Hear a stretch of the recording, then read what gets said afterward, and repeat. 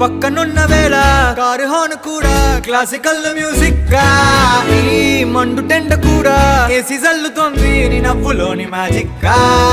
taxi hire చేసి నువ్వు బేరమాడుతుంటే cute గుంది basic గా బ్రేక్స్ వేసినప్పుడల్లా నీ బుగ్గ నన్ను తాకి సారీ చెప్పినానుగా నువ్వున్న కిటికీ ఏ వైపు వెతికి వాట్సాప్ చేస్తావా మా పుల్ని